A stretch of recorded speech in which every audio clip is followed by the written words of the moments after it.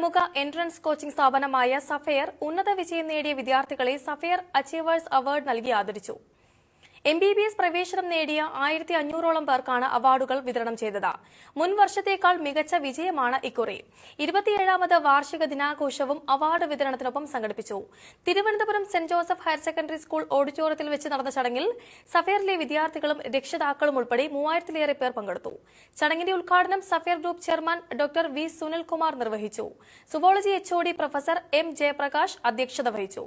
Chemistry HOD doctor G Ajith Kumar, Sapphire future academy CEO T Suresh Kumar, chemistry വിഭാഗം അധ്യാപകൻ professor TN മനോഹരൻ, botany വിഭാഗം അധ്യാപകൻ K Krishnankutty Nair, mathematics വിഭാഗം അധ്യാപകൻ RS അനിൽകുമാർ, ഫിസിക്സ് വിഭാഗം അധ്യാപക പ്രൊഫസർ ലത L, സുവോളജി വിഭാഗം അധ്യാപകൻ അജു P തുടങ്ങിയവർ സംസാരിച്ചു. തുടർന്ന് ഉച്ചവിരുന്നും കുട്ടികളുടെ കലാപരിപാടികളും നടന്നു. നമ്മൾ ഓർമ്മിക്കേണ്ട ഒരു കാര്യം, നമ്മൾ ഒരു ലോങ് വിഷനോടുകൂടി വർക്ക് ചെയ്താൽ മാത്രമേ ഈ കോമ്പറ്റീവ് എക്സാമിനേഷന് മുന്നിൽ കയറാൻ പറ്റത്തുള്ളൂ.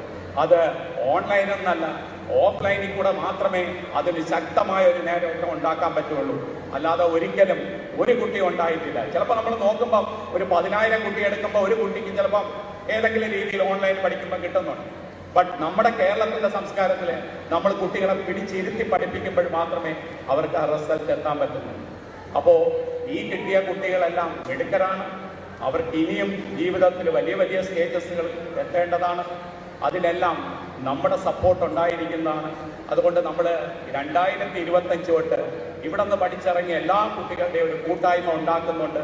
അത് വരുന്ന ജൂനിയേഴ്സിനൊക്കെ അവരിൽ നിന്നുള്ള പ്രചോദനങ്ങൾ കിട്ടും, അവർക്കൊരു സപ്പോർട്ട് ഉണ്ടാകും.